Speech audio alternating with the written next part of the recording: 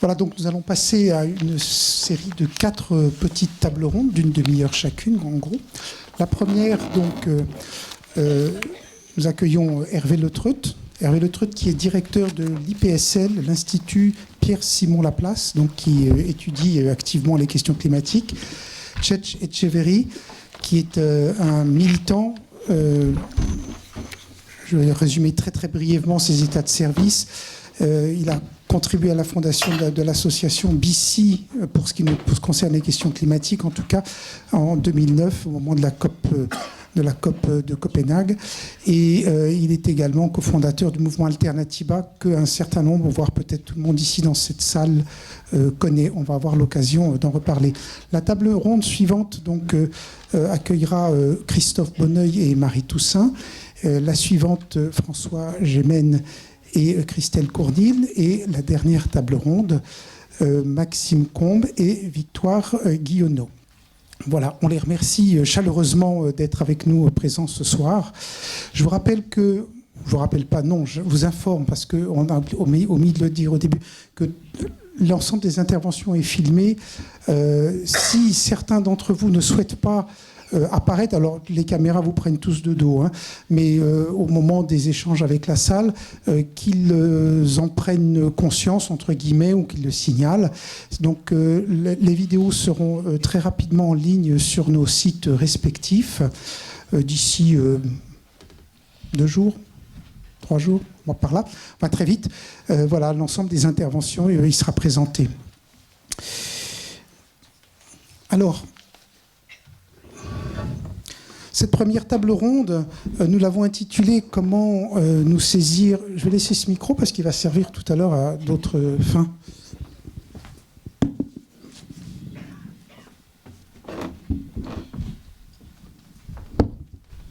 Sur cette première table ronde, nous avons voulu donc faire un point rapide, en tout cas, sur l'état des lieux climatiques de la planète, l'état des lieux des connaissances, donc avec un éminent spécialiste connaisseur qui travaille depuis extrêmement longtemps sur ces questions-là.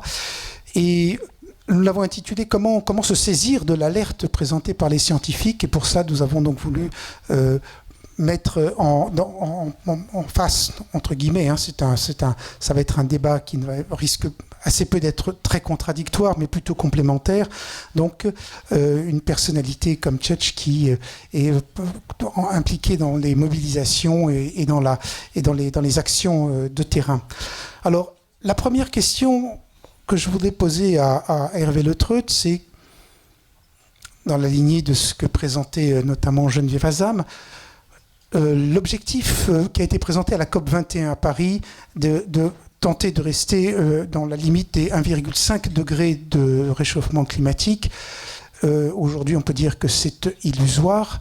L'objectif des 2 degrés qui, de la part des climatologues, nous permettrait d'imaginer un monde à peu près descriptible, ou en tout cas on pourrait présenter des perspectives en disant oui, il va faire chaud, mais peut-être pas plus que ça, et on sera avant peut-être des ruptures ou des événements un peu catastrophiques qui peuvent s'enchaîner les uns les autres. Eh bien, ces 2 degrés-là, ils paraissent également extrêmement peu probables. Il faudrait, le dernier rapport le programme des Nations Unies sur l'environnement donne des chiffres et il nous explique un petit peu ce qu'il faudrait faire pour pouvoir tenir cet objectif-là. Alors moi, je voudrais poser la question à Hervé Letreut de nous dire, bon, qu'est-ce qu'il en est ? Pas d'un point de vue, je dirais, émotionnel ou comment dirais-je, d'un avis personnel, mais en gros, où est-ce qu'on en est ? Et finalement, qu'est-ce qu'il faudrait faire concrètement pour tenter de rester dans un cadre climatique, du système climatique de la planète à peu près gérable pour ce qu'on en sait. Alors évidemment tout ça c'est présenté avec de manière un petit peu abrupte. Il y a toutes les marges d'incertitude que peut-être les scientifiques peuvent nous ramener aussi sur l'état de la planète.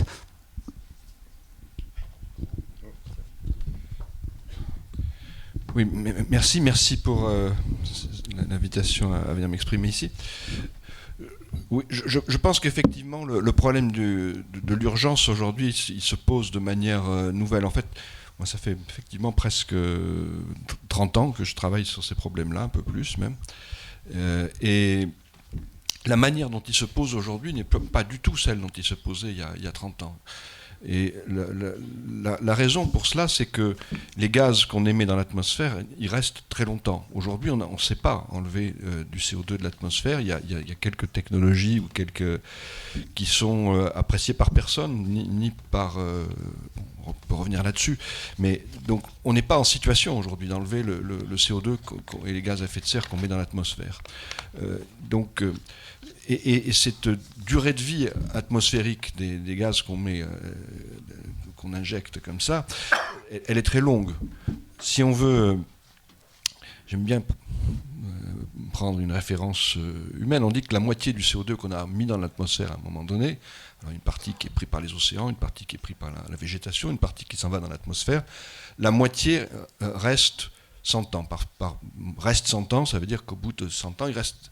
là encore une moitié de ce qu'on a injecté. Ça veut dire que la moitié, tous les gens qui ont moins de 100 ans ici, dans la salle, je dis bien tous, la moitié de ce qui a été émis le jour de leur naissance est toujours dans l'atmosphère. Et va continuer, pour une grande part, à y rester pendant un moment. Ce qui veut dire que et ça agit, ça continue à réchauffer. Et on a une vision un petit peu statique de ce problème-là, du problème de ce qui se passe pour la planète. C'est un peu comme quand on remplit un verre d'eau. On peut le remplir moins vite, c'est pas pour ça que le niveau va cesser de monter dans le verre d'eau. Donc aujourd'hui, on continue à mettre du CO2 dans l'atmosphère, on dit qu'on va le mettre moins vite, mais ça suffit pas. Et ce que montre maintenant le diagnostic... c'est que, bien sûr, il y a une part de CO2 qui pourra être repris par la végétation, par les océans. D'abord, on se rend compte que pour les océans, ce n'est pas une très bonne idée, parce que ça crée de l'acidification, ça crée des problèmes. La seule vraie solution, ce sera, quand on demande à un scientifique ce qu'il faut faire, du point de vue de la science, si on ne veut pas avoir de changement climatique, il faut arrêter complètement toutes les émissions. Je pense que c'est le résultat et par rapport aux valeurs qu'on a données, les valeurs de chiffres qui sont quand même des indicateurs, mais dire aujourd'hui 1,5, effectivement, ça paraît difficile, on est à 1 degré de réchauffement déjà par rapport à la période pré-industrielle. Donc on voit d'ailleurs déjà des changements. On s'appuie d'ailleurs sur le fait que ces changements sont déjà réels pour porter le message, mais ils sont très loin de ce que ça peut être si ça continue. Et donc, on a ces gaz qui sont déjà là, qu'on a déjà émis, qu'on ne saura pas enlever. Donc 1,5, c'est quelque chose qu'on ne peut finalement envisager que comme quelque chose à quoi on reviendrait en fin de siècle après être passé par des valeurs plus fortes. Alors, plus on monte en température, plus on rentre dans ce que les scientifiques appellent des incertitudes, souvent, parce que c'est le langage de notre communauté, et qui a le don d'irriter tous les non-scientifiques. Alors, moi, je préfère parler de risques. Et je note que, d'ailleurs, dans les dernières années, il y a une espèce d'érosion du langage qui fait que pendant beaucoup d'années, on a parlé si on ne fait rien, d'une fourchette allant de 2 à 6 degrés de réchauffement. Et puis, on n'aime pas ces fourchettes, généralement, en dehors du milieu scientifique. Donc, petit à petit, il y a le chiffre de 3 qui est venu. Le chiffre de 3, je ne sais pas exactement comment il est venu. Il est venu... si on n'y arrive pas, maintenant tout le monde dit on sera à 3 degrés. On ne sera pas à 3 degrés nécessairement, on pourra très bien être à 6 degrés. La notion d'incertitude, ce n'est pas une notion qui est une notion prudente, comme on dit, les scientifiques sont prudents parce qu'ils ont peur de je ne sais pas quoi. Non, les scientifiques ne sont pas prudents parce qu'ils ont peur, mais c'est parce qu'ils essaient d'encadrer la réalité.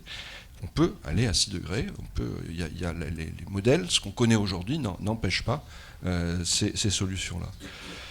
Alors, la difficulté aujourd'hui, donc, c'est que quand même, être en situation de réduire complètement les émissions de gaz à effet de serre, pour une planète où on est déjà à 7 milliards de personnes, où on sera peut-être 9 milliards, on n'a pas reparlé de la démographie, c'est quelque chose de difficile. Alors, c'est essentiellement aujourd'hui le charbon, le pétrole, le gaz naturel, qui sont les choses qu'on voudrait réduire, qu'on voudrait éliminer éventuellement. C'est 80% de l'énergie que l'on utilise. L'éolien et le solaire, qui sont des énergies d'avenir, bien sûr, mais aujourd'hui, c'est à peu près 1% de l'énergie qu'on produit au niveau mondial. Donc la transformation qu'il faut faire dans un délai presque, je ne parle pas d'électricité, je parle de l'énergie totale.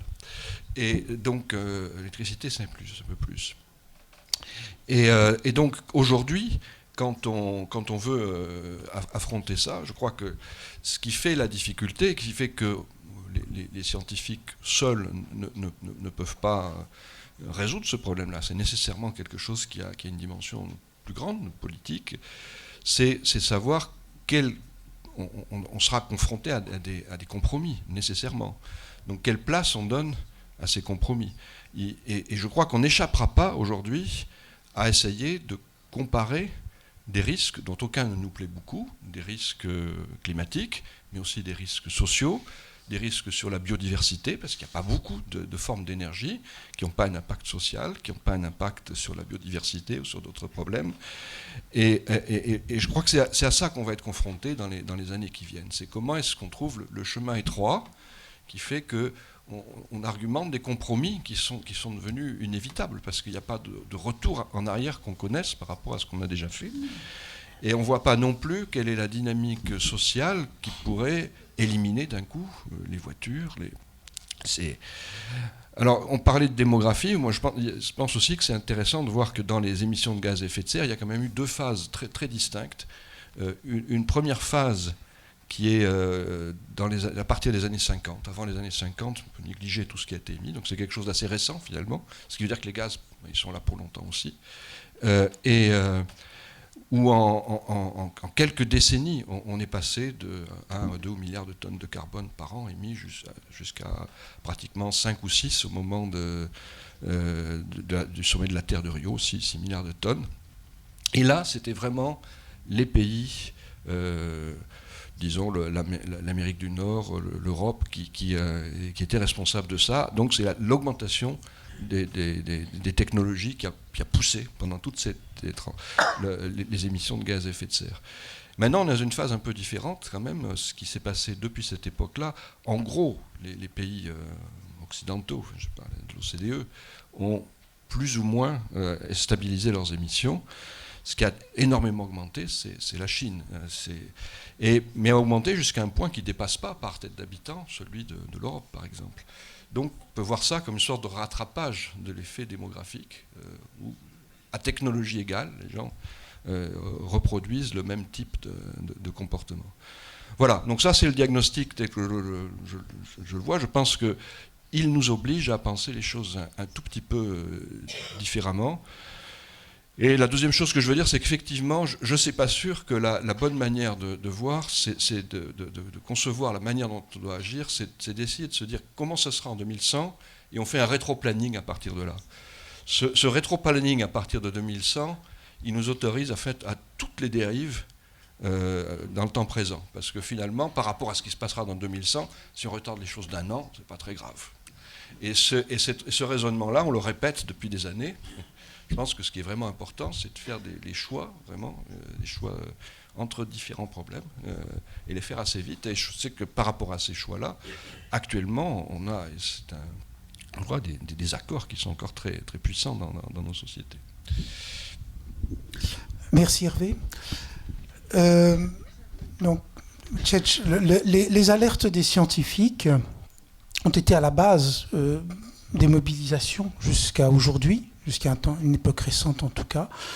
Comment est-ce que vous percevez, vous, de votre côté, la manière dont on se saisit de ces alertes scientifiques? Et puis d'abord, peut-être, quel regard portez-vous sur ce qui était issu de cette communauté qui s'est réunie notamment pour publié les fameux rapports du GIEC, qui a quand même eu un impact décisif pour la prise de conscience au niveau planétaire, population et décideurs tout d'abord. Et puis, deuxième question, aujourd'hui, la prise de conscience, on n'en est plus du tout là. Il faut passer à un niveau d'intervention, d'action bien plus conséquent, faire face à nos responsabilités collectives. À partir de l'expérience que vous avez connue de mobilisation avec Alternatiba, le Tour Alternatiba, et puis aussi des actions qui ont trait à une interpellation plus large, comme le fauchage des chaises auprès des banques qui contribuent à financer des projets climaticides, comme l'extraction des énergies fossiles. Où est-ce que vous en êtes, vous, dans votre réflexion stratégique ? Jean Jouzel, un autre éminent climatologue, nous disait on n'a plus que 3 ans pour stabiliser les émissions de gaz à effet de serre, si on suit les scénarios qui sont proposés par la communauté scientifique internationale. Quand on regarde l'état de la courbe, c'est un peu comme si on avait rétrogradé de la 4e vitesse à la 3e vitesse, et puis que sous 3 ans, il faudrait enclencher la marche arrière. Il va y avoir de la casse, non ?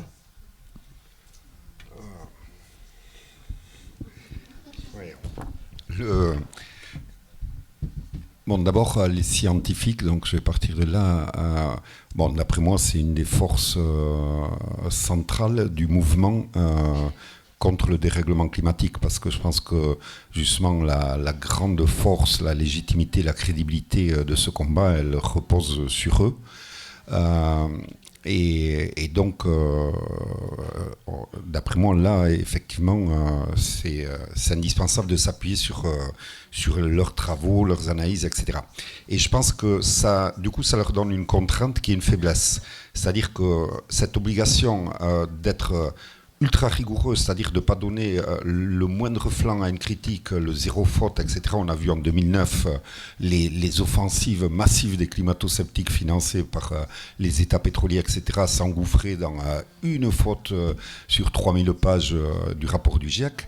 Ça les oblige, moi je trouve, à de la prudence, effectivement, mais je la comprends. Mais du coup, c'est très compliqué à faire passer le message de la situation exacte et de l'urgence et du caractère en fait dramatique de ce qu'on est en train de vivre. Parce que je pense que le grand public ne comprend pas ça. Mais déjà, il a du mal à comprendre quand on parle de degrés. Parce que, en fait, moi, je vois dans ma famille, quand on parle de 5 degrés, pour eux, il fera plus chaud et puis ils seront en t-shirt, quoi. Et je pense que, non, mais beaucoup de gens ont du mal à capter toutes ces données, etc. Il faut trouver il faut traduire tout ça. Et c'est ce qu'on fait ici, c'est ce que fait Patrick Pirot dans Politis, c'est ce que fait Geneviève Azam, et ils le font très bien, etc. C'est ce que fait le film Irin Sina, que je vous conseille d'aller voir, pub.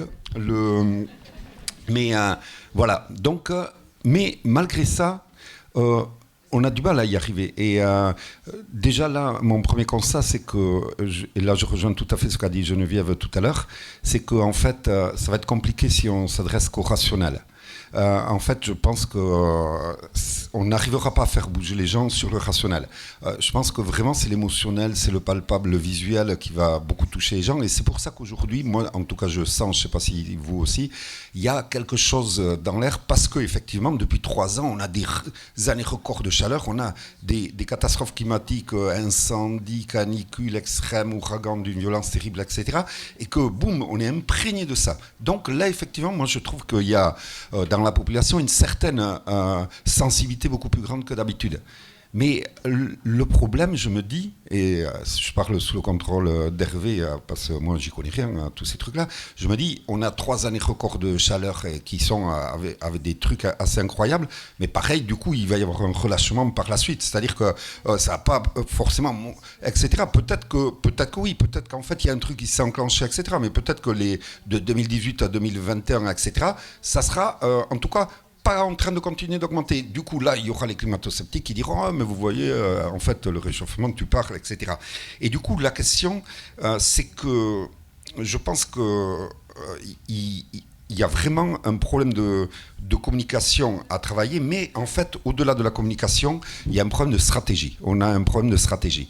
Et c'est-à-dire, on a un problème de stratégie sur quelle base mobiliser les masses, comment faire bouger les majorités sociales pour demander ou appuyer le changement nécessaire et dans les délais nécessaires.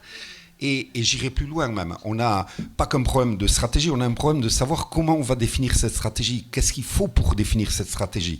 Et là, une réflexion découlant du reste, c'est qu'on ne pourra pas définir cette stratégie uniquement avec des scientifiques, uniquement avec des économistes, uniquement avec des juristes. Il va falloir s'adjoindre, mettre autour de la table du brainstorming des psychologues, des anthropologues, des spécialistes des mouvements sociaux, etc. Parce qu'il va falloir comprendre comment on peut faire de ce truc qui n'arrive pas à parler aux gens et à les faire bouger massivement alors qu'il concerne l'avenir, leur avenir immédiat, la survie, les conditions de vie de leurs enfants, comment on va arriver à déclencher ce mouvement de masse.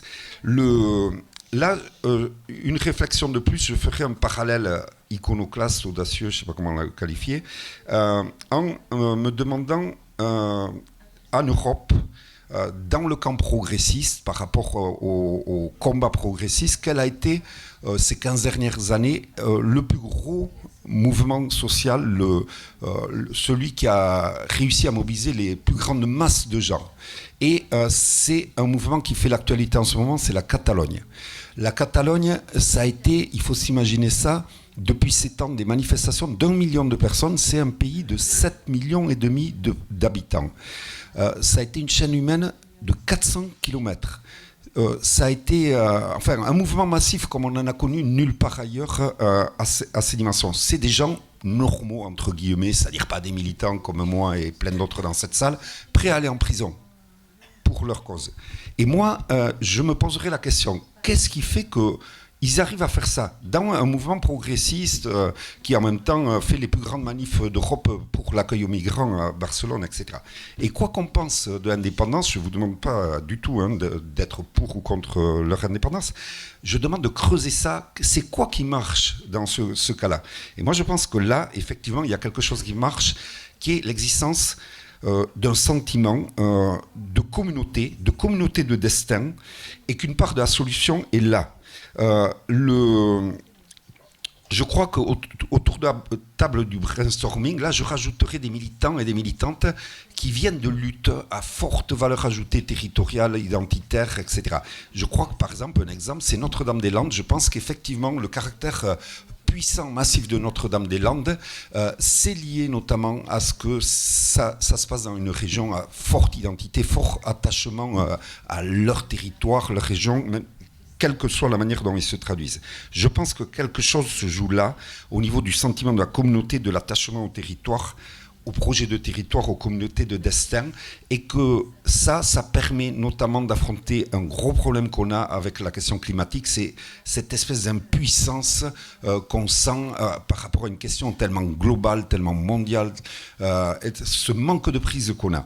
Je crois donc qu'il faut décliner la lutte contre le dérèglement climatique qui menace aujourd'hui l'espèce humaine en projets territoriaux capables de mobiliser des majorités sociales.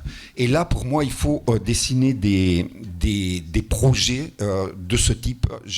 Alors, qu'est-ce que ça pourrait être très rapidement? Et là, je m'appuie notamment sur des travaux de Gaël Giraud sur la transition écologique, etc. Mais arriver à dessiner à l'échelle d'un territoire, tiens, voilà ce qu'on peut faire. Un réseau ici de villes très denses, innervées, reliées entre elles par des transports publics, avec des ceintures de polyagriculture autour d'elles. Le commerce qui reviendrait en centre-ville, et imaginez quelle reconversion on ferait des centres commerciaux de périphérie. Des modèles d'économie, des axes d'économie d'énergie et d'énergie renouvelable qui, par leur nature même, sont justement très décentralisés et très pluriels, c'est-à-dire tout le contraire des énergies centralisées et uniformes sur un État ou un continent entier. La réhabilitation, créer des solidarités locales, des logiques locales de partage de travail, de gestion des communs, de formes coopératives. Développer l'économie circulaire, relocaliser plus l'économie, y compris les loisirs, les vacances et les fêtes. C'est-à-dire arriver à travailler un projet qui soit porteur d'un d'un imaginaire mobilisateur, enthousiasmant et à la fois réaliste, immédiatement impulsable. Et que ce projet de territoire comporte également un volet de résistance, c'est-à-dire empêcher les projets climaticides dans nos territoires ou d'y passer. Et je le vois, moi, que ce soit à Notre-Dame-des-Landes ou chez nous, avec la question de la LGV, que l'attachement à un territoire, le fait de ne pas être indifférent à ce qui soit saccagé, effectivement, c'est un énorme plus dans la capacité de mobiliser massivement les gens. Et également, de travailler à l'échelle de ces territoires, les solidarités, comment, à l'échelle d'un territoire, on organise l'accueil des migrants, mais également les solidarités avec les autres territoires, c'est-à-dire comment on fait une force commune de ces territoires hors CETA, hors TAFTA, etc. Et du coup, cette logique-là de projet de territoire, pour moi, elle a la valeur ajoutée qu'elle nous permet de dépasser un débat qu'il y a actuellement, j'imagine un peu partout, en tout cas il est chez nous dans BC, avec des gens qui disent mais de toute façon c'est trop tard, on a déjà perdu la bataille des 2 degrés, etc. Aujourd'hui, c'est pas la stratégie, c'est pas de réduire les émissions de gaz à effet de serre, etc. La stratégie, c'est de commencer à travailler la résilience, l'adaptation de notre territoire aux conséquences inéluctables des effondrements qui vont venir. Et les autres qui disent mais non, mais de toute façon, déjà, même si on avait perdu 2 degrés, ce qui n'est pas encore fait, il y a pire encore à éviter, 3, 4, etc. Et puis en plus, et c'est là que cette question de stratégie de territoire, d'après moi, est une réponse qui permet de dépasser ce débat-là, c'est que les solutions, notamment à l'échelle des territoires, les solutions à l'atténuation sont en fait les solutions à l'adaptation. Les stratégies de sobriété sont en fait les stratégies de résilience. On construit à la fois des territoires sobres et résilients. Et donc, la proposition que j'essaye de formuler ici, c'est de construire des mouvements de masse autour de projets de territoires sobres, résilients et solidaires, de territoires à organiser et à défendre contre les logiques et les projets climaticides, avec comme chemin de transition pour aller vers ces projets-là, le renforcement, la multiplication, la mutualisation et l'interaction renforcée des alternatives concrètes qui existent ou qui sont à créer. Il y a là un projet enthousiasmant à notre portée, un mouvement de territoire à créer, qui rejoindrait un peu le concept du mouvement qu'avaient développé il y a quelques années Maxime Combes et Nicolas Ringer. Nous, actuellement, BC, en Pays Basque, on travaille à essayer d'imaginer, de rédiger, de parler avec un certain nombre d'acteurs, etc., sur une feuille de route et un projet de territoire comme ça, à l'échelle de notre territoire à nous, le Pays Basque Nord. Et au niveau d'Alternativa, il y a actuellement le gros chantier d'Alternativa, de la coordination des Alternativas, c'est la préparation d'un tour Alternativa qui en 2018 va partir de Paris le 9 juin pour arriver à Bayonne le 6 octobre et qui va traverser 5 pays européens et 200 territoires. Et autour de ça, il y a également, même si ce n'est pas du tout une réflexion définie et déterminée comme celle que je viens d'exposer, mais il y a cette intuition également au niveau d'Alternativa de travailler, de proposer à l'ensemble des territoires de bosser dans cette échelle, de ce concept d'alternative de territoire à dessiner, notamment en suivant les PCAET qui sont obligatoires à la fin de 2018, et puis de se préparer à être force de proposition par rapport aux municipales, aux équipes intercommunales de 2020. Le Alternativa Bayonne, on va refaire un Alternativa Bayonne, on en avait fait un en 2013, c'est celui qui avait lancé un peu cette dynamique des Alternativas. On va en refaire un gros, un puissant, le 6 et le 7 octobre 2018. Donc le 6 octobre, il y aura l'arrivée du Tour Alternativa, et le 7 octobre, il y aura un Alternativa où on se donne comme objectif de travailler à cette histoire, d'essayer de faire une rencontre de territoires qui auraient bossé à cette logique de projet de territoire et de voir un peu qu'est-ce que ça donnerait cette fédération de projets de territoire. Et du coup, je vais conclure. Ce que je propose là comme embryon de stratégie ou formulation, c'est de construire, de commencer à construire ces attachements territoriaux, ces communautés de destin, donc à l'échelle des territoires, autour d'une boussole commune de la justice climatique et de la résilience, parce que le changement climatique, la justice climatique étant une question à solidarité internationale obligatoire par définition, vous ne pouvez pas réussir dans votre territoire si les autres échouent. De toute façon, vous êtes défaits, vous également. Pour moi, cette logique-là est tout sauf un repli sur soi égoïste et insolidaire des autres, mais par contre, c'est la condition pour vraiment pouvoir mobiliser des majorités, des majorités sociales autour de quelque chose d'aussi compliqué où on se sent aussi peu de prise que cette histoire de dérèglement climatique qui menace les conditions de vie humaines sur Terre. Et pour moi, il faut le construire aujourd'hui parce que demain, autrement, le chaos climatique construira en fait à l'échelle de la planète un repli sur soi qui sera lui localiste, égoïste et guerrier pour que chacun dans son territoire protège ses ressources ou son habitabilité contre ceux qui devront fuir des territoires dévastés ou en manque de ressources vitales. Prenons les devants et imposons le sens de l'histoire et le bon sens de la construction de ces projets territoriaux. Je vous remercie. Merci. Merci Tchetch. Tchetch nous propose une feuille de route déjà. Hervé, je crois que vous voulez faire un commentaire. Oui, d'abord pour dire que je suis dans l'ensemble tout à fait d'accord avec cette vision qui met les territoires au centre des solutions. Je pense qu'il n'y a pas beaucoup d'autres alternatives, justement, que celle-là. Je voulais revenir sur d'abord une chose, c'est le discours qu'on tient autour de ces problèmes climatiques.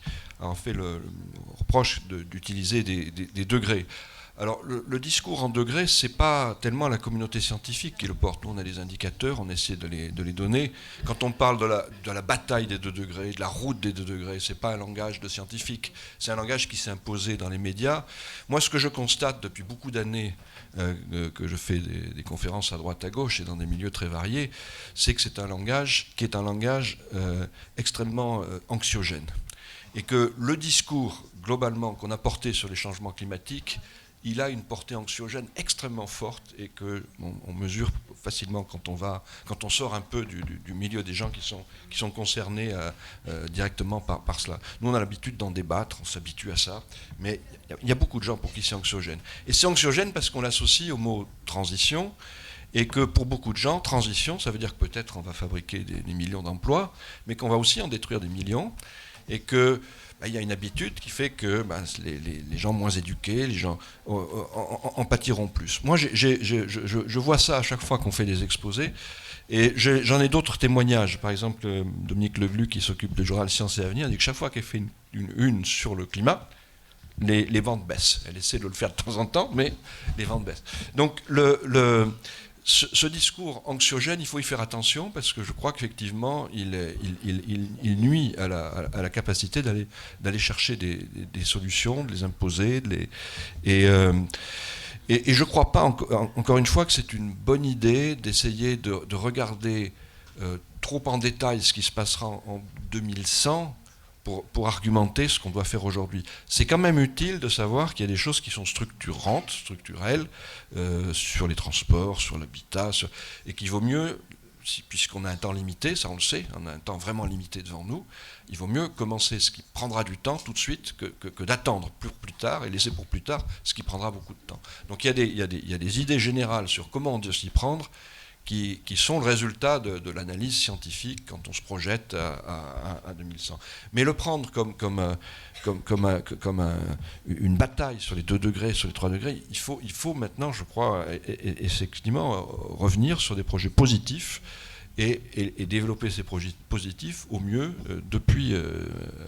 et c'est ce que dit la science. Alors, j'ajouterais qu'il y a pour ma communauté, pour la communauté scientifique, effectivement aussi une manière de redécliner les choses qui vient petit à petit et qui est difficile au niveau, c'est de c'est de regarder le changement climatique dans l'esprit interdisciplinaire que disait Cech, qui est de mettre des anthropologues, des sociologues, de regarder un peu comment on construit un monde nouveau. Je crois que c'est important aussi parce que l'image même de ce que seront les changements climatiques, aujourd'hui elle est caricaturée, c'est-à-dire qu'on a des modèles globaux qui montrent qu'il y a un réchauffement, c'est qu'un réchauffement ça a eu des conséquences dans le passé, ça en a d'autres, mais l'analyse approfondie, elle n'a pas vraiment été encore menée jusqu'au bout de ce que ça veut dire socialement, de ce que ça veut dire, de ce que ça implique.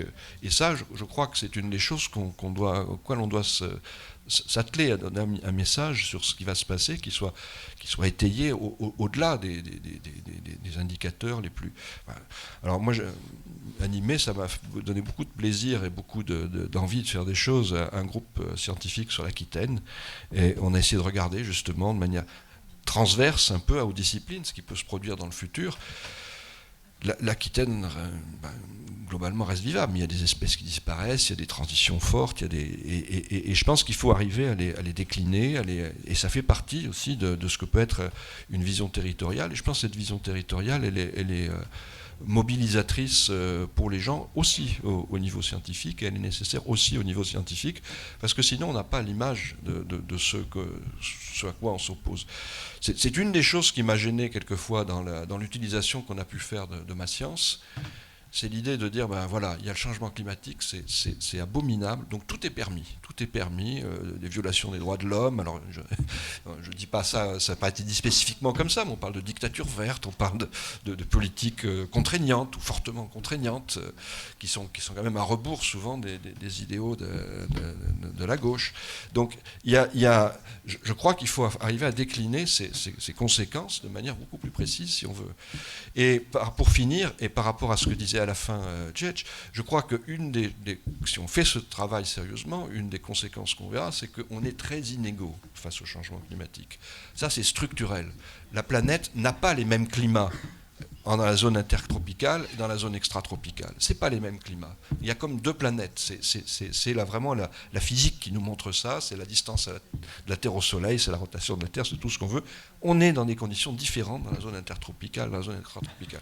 Ce qui veut dire que les solutions se construiront sur une solidarité. Et ça, c'est là.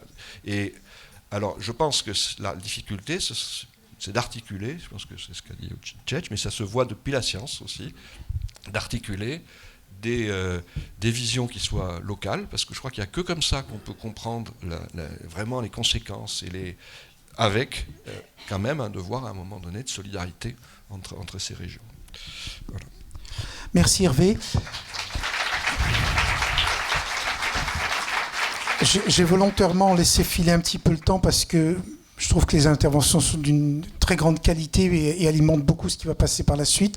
Et en même temps, dans le petit compromis, c'est toujours terrible de frustrer une ou deux questions. Est-ce que l'on peut avoir 2 questions, pas plus, mais des questions brèves, au moins pour qu'on ait fait semblant de donner la parole à la salle.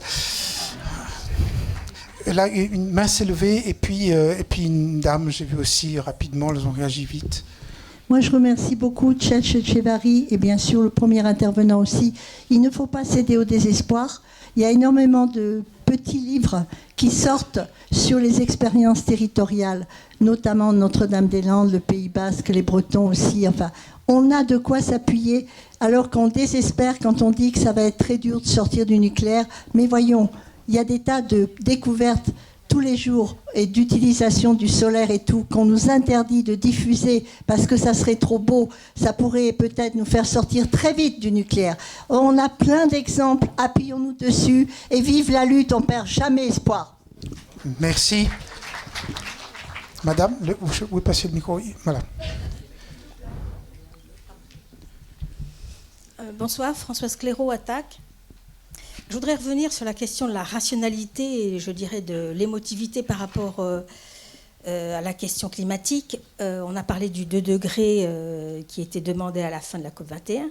Ce qui a motivé surtout ce fameux 2 degrés, parce que l'ensemble des négociations tardaient, elles avaient pris énormément de retard, même au niveau de la traduction du texte terminal.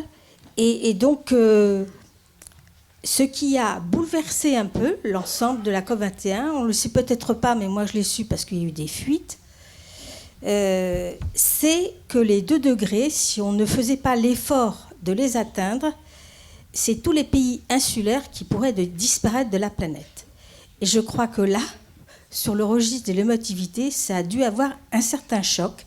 Et c'est ça finalement qui l'a emporté. Alors je ne dis pas que concrètement, ils se sont vraiment engagés pour le faire, parce que ça ne dépend pas que d'eux, que des négociateurs non plus. Mais en attendant, ça a provoqué quand même une phrase qui a été retenue par tout le monde. Donc moi je voudrais rajouter là-dessus qu'il faut essayer de saisir dans ces territoires, dans ces collectivités, dans ces communes, toutes les occasions possibles et imaginables qui peuvent nous aider à lutter contre le changement climatique. Voilà. Merci beaucoup. Bon, c'était des interventions, à moins que vous vous sentiez saisi d'une question à travers de ces commentaires. Hervé, peut-être sur sur les 2 la degrés, question. moi je pense que c'est une référence utile. Je ne voudrais pas que ce que j'ai dit puisse être compris autrement. Mais par rapport aux îles, les dangers commencent avant 2 degrés. Voilà, mes camarades, vous voyez, j'ai la pression de la salle. Dernière intervention, de manière à ce qu'on ne dérape pas violemment. Ce serait une réaction avec une sorte de proposition pour organiser sur un territoire assez, dans l'ensemble, parce que je suis Michel Katz, membre d'Attaque. Nous avons commencé un travail là-dessus avec l'idée de faire se rapprocher dans la même idée de l'interdisciplinarité, mais faire sortir les scientifiques faire communiquer les scientifiques avec des cinéastes, des plasticiens, des gens de cirque, des écrivains. C'est leur faire une sorte des petits symposiums comme ça, mettons avec un nombre limité, mais de manière à ce qu'on puisse s'adresser aux masses qui n'ont pas aux masses. C'est un mot que je déteste. C'est aux gens qui ne comprennent, qui, comme vous l'avez fort bien décrit, sont soit anxiogènes, soit blasés, mais en tout cas qui n'arrivent pas à entrer dans la phase d'après, d'action, c'est-à-dire travailler effectivement sur l'imaginaire, mais concrètement. Alors, ce que nous avons fait, nous avons commencé avec la peinture. Cette peinture, c'est une grande peinture qui s'appelait « Regarde monter les eaux », qui s'est baladée de Gentilly à Sallanches en Haute-Savoie.